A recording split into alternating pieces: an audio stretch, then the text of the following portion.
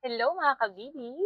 Today is January 26, 2025, and as the title suggests, we are on our way to Solaire's Fresh International Buffet. But before we start, so by the way, my name is Rhea and I'm with... Jarel? And we are the Lizadas! So welcome to our channel. This is our very first vlog. And sabi ko nga, papunta kami ngayon sa Solaire. We're actually going to celebrate our wedding anniversary. Yeah, 4 years. So 4 years na, and this year we decided to celebrate it by simply dining. Well, I won't call it simply because we decided to go somewhere fancy. And we'd like to share the experience with you today. With the choices, naisip actually namin na pumunta sa Gordon Ramsay's Bar and Grill. But Hindi umabot. Sayang. Hindi umabot. If you are aware, last week nandito si Gordon sa Philippines. So, kung natuloy siguro kami today, medyo may panghihinayang na, ba't di natin inagahan? So, baka we would have met him. So, we watch a lot of seasons of Hell's Kitchen. And syempre, habang pinapanood mo yun, isipin mo na, ano kaya feeling, ma-experience na mapunta doon? Well, not as a chef, of course, but just to dine. And Jarel and I, hindi kami masyadong mahilig lumabas or mahilig kumain sa restaurants. We would have our usual restos like, anong madalas natin pala? Yabu. Yabu. Yabu. Yung mga refillables or buffet. But again, when we thought of going to Gordon Ramsay, so syempre pumili kami sa menu, then nag-calculate, nag-compute magkano kaya and everything.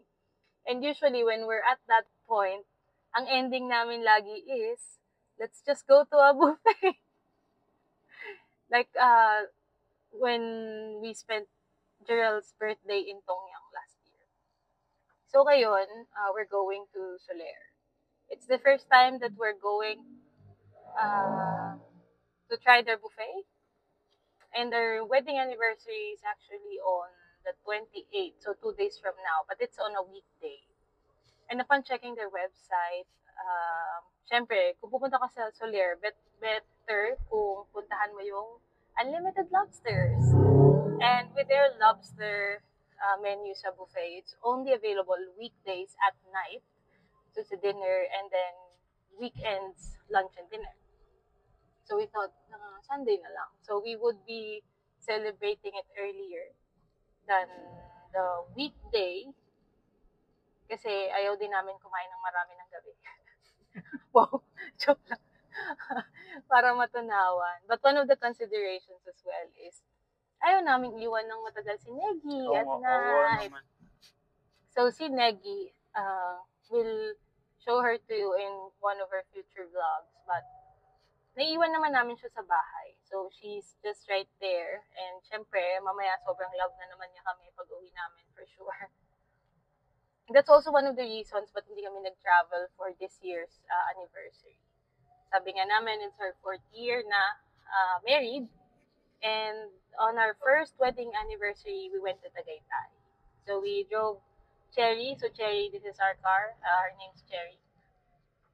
Drove to Tagaytay, and then second year, we went to Baguio. So hindi namin nag-drive. Nag-bus na lang kami that time. Then last year, for our 3rd anniversary, we went to Leyte. So we visited some family members and ayun, so it was good na makabanding sila.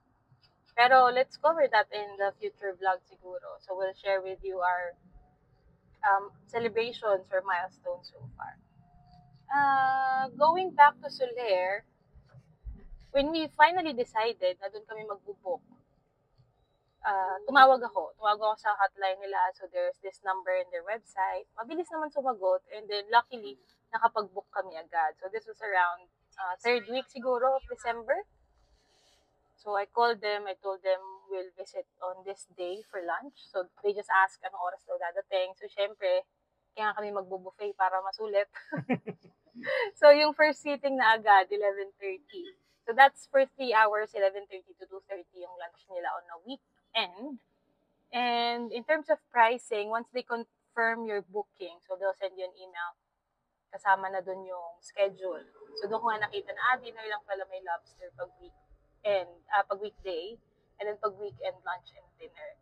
So, yung rate niya is 2,999 plus service charge on a weekend. So, same rate lang din naman siya on weekday dinner. But yun nga, sabi ko, pag magbo-buffet kami, mas okay na lunch. Kasi baka hindi matunawan, takot yan. Pero yun. So later on sa Soler, we'll tour you around the buffet area para makita niyo yung selections kung gaano nga ba ka-international na diverse yung menu nila. I think, ano ba?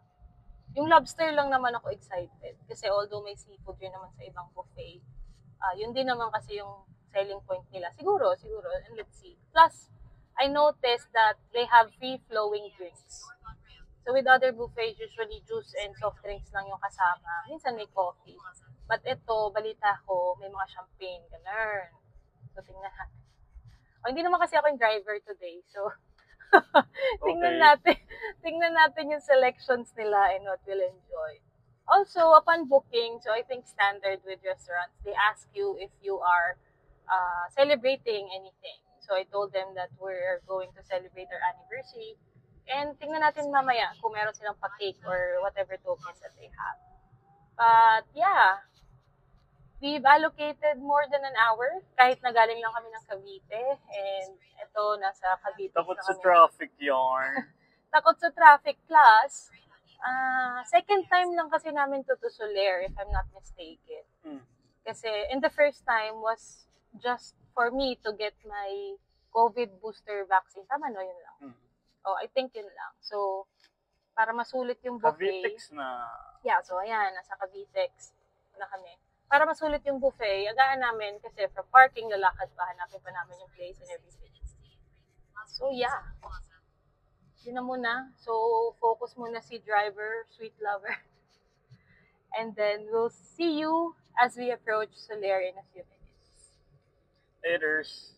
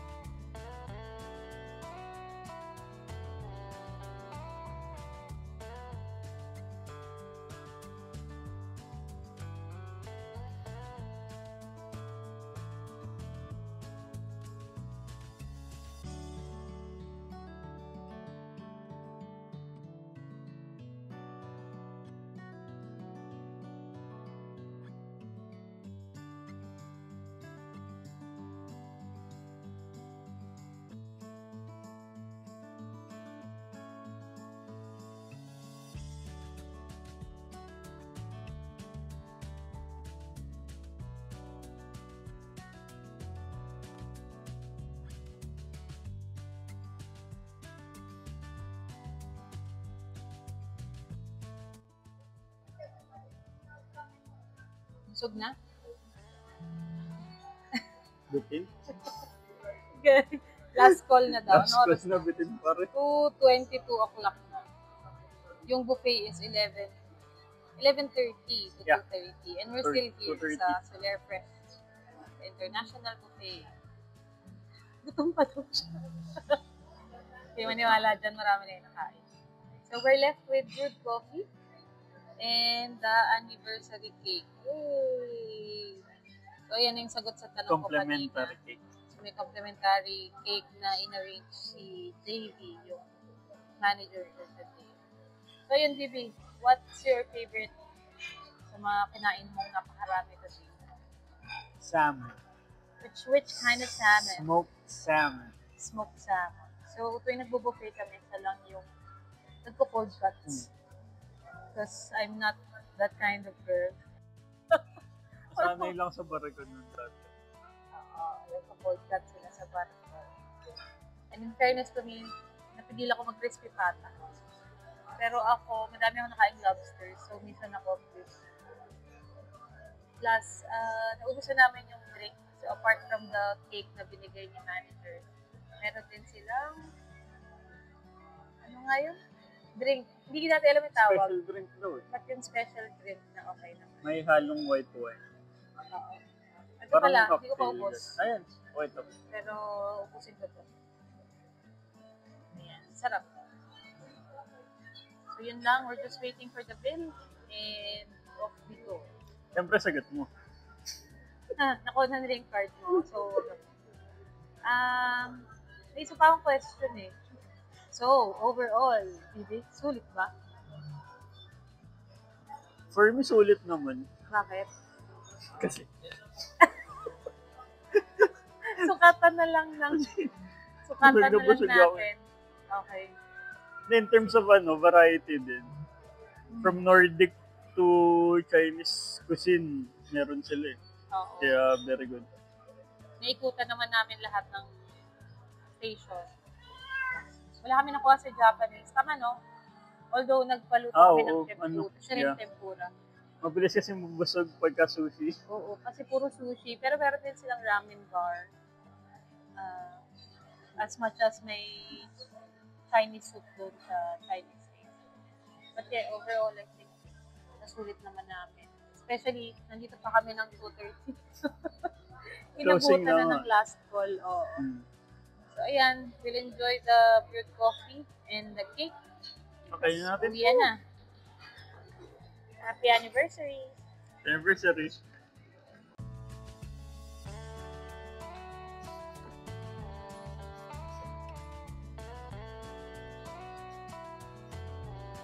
Hello ulit, mga kabibi.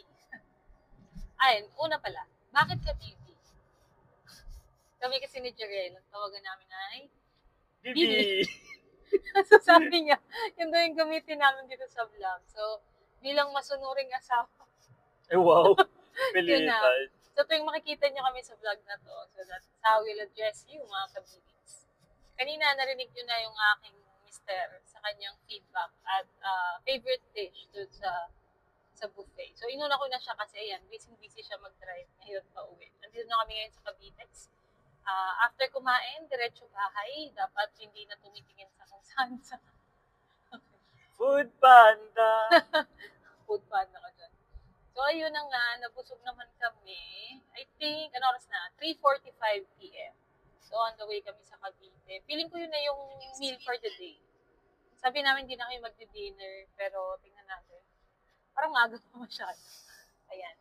With my verdict, sulit. Oo, feeling ko sulit naman siya. Sabi nga kanina, 2,999 plus service charge.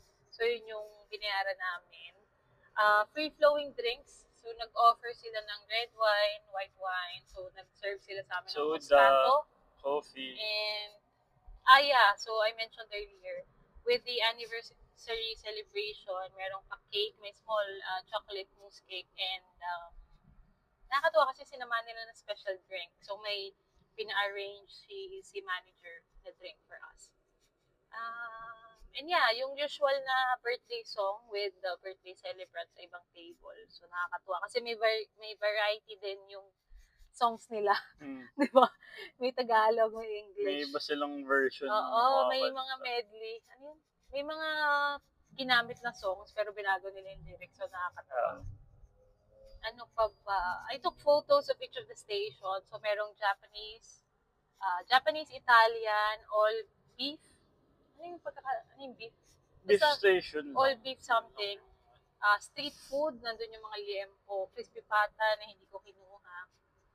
Western station, may Chinese station, unlimited lobster, Asian appetizer, ang tawag sa cold cuts and cheese, Station. and dessert, of course. So, yun yung mga different stations na meron doon. Ang na-enjoy ko, parang wala akong highlight. Doon enjoy ko yung lobster kasi yun naman yung ipinunta namin talaga doon. Ang dami ako nakain. So, garlic butter, lobster. Medyo overwhelming yung sauce. So, sabi nga kay Jarel kanina, ang dami ng sauce. Wala pang salt and pepper lang. Pero, mas okay pala na yung claw, yung lobster claw na lang yung kuhanin. If tingin mo, sobrang dami ng sauce nila. Merong sauce na tom yum, tsaka garlic butters, and sweet chili pala. So, yun yung mga natandaan ko. Nag-try ko din yung grilled lobster. Medyo naligaw lang yata. So, yun. Overall, okay naman yung service. Pero yun nga sa grilled lobster, from kitchen to table kasi siya. So, orderin mo siya and then sabihin mo lang yung table number. So, expect na dadalhin. Hello, ilang minutes na, wala pa. Busog naman ako at the time. Kaso ba kasi nag-dessert na kami tapos biglang dumating. So, nag-follow up ako with grilled lobster and tempura. So, pati pala tempura in-order. Tempura, masaya. Mainit. So, akala namin nasa Japanese station, pero ba't wala? So, narinig ko lang na may umorder ng tempura dun sa lobster station. So, yun. Sarap naman. Na-enjoy ko yung roast beef pala. Yun, roast beef. Hindi lang ako naka-round 2. Pwede pala siya ipag-grill. But that's nice, along with the vegetables na kasama. Pinag-usapan namin kanina na overall sulit kasi nga, reason din ba't madalas kayo mag-buffet instead of going to restaurant is yung variety. Kasi halimbawa, di ba, sa 2,999, sa isang magandang restaurant, pwedeng isa or dalawang dishes lang siya. But ito, kurot-kurot ka with iba-ibang dish. And, ayun na nga, kasama pa yung drink. Sabi nga namin, kung malakas kang uminom, parang nasulit mo sa drinks isang yung bote binayad ng wine. mo. Parang pang isang bote siya ng wine. Pero syempre kami, naubos naman namin ng isang glass. And may soda, sabi nga ni Joel. May soft drinks din sila, Coca-Cola products, which is good. And I think you can also order fruit shakes. So, ayun, ang daming pagkain. Sulit na sulit yung 3 hours. So, katabi naming table, parang wala pa silang 1.5 hour. Pero, nandun kami para sulitin yung araw. Ang dami. Busy sila. Busy sila. Ganun na lang. Kami, ito lang talaga yung plano namin for the day. And, yun nga, nag-ice cream pa nga ako eh. Ano yun? Black sesame ice cream. So, first time kong nakatikim. Tsaka cheesecake. And, meron din silang halo-halo station. Pero, wala akong balang mag-halo-halo today. Ano pa ba? Yun yung mga natatandaan ko na nag-enjoy ako kanina. Yun lang siguro. So, overall, sulit. Babalik agad. Di ko sure. And the closest pala na makakompare ko nga siya is Okada. Kasi kailang tries na din kami sa Medley Buffet. And sa Medley, alam ko may drinks din sila. May wine, may beer, and ayan. Pero hindi ata free-flowing. Yeah, hindi ko di sure. Or bihira din naman kasi kami mag-drinks pag buffet kasi mabilis ka mapupuso. Pero yun, the usual, pagdating doon, sinurvey yung area, hinanap ko yung unahin para masulit. But yeah, so happy anniversary again, baby. Ito ang aming celebration for this 4th year. And with this vlog, so since this is our first vlog, sabi ko nga, road trips. So, we'll cover more road trips. Joke lang, di kami mahilig lumabas. But when we do, so we'll document whatever or wherever kami makarating. And then we'll share it with you. But overall, we'll see this vlog as a lifestyle vlog.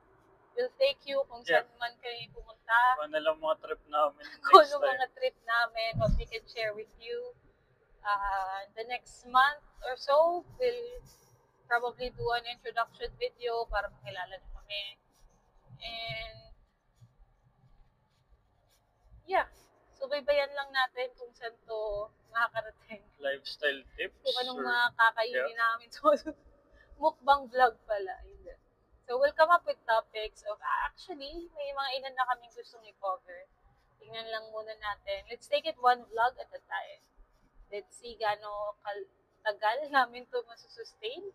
But 2025 is the year na finally we're getting this out to the world. Wow. Yep. Alright. So, ito na. Approaching Cavite. We're almost home. Thank you for watching our first vlog and see you on the next one, mga See ya. Kababies. See ya! Bye-bye!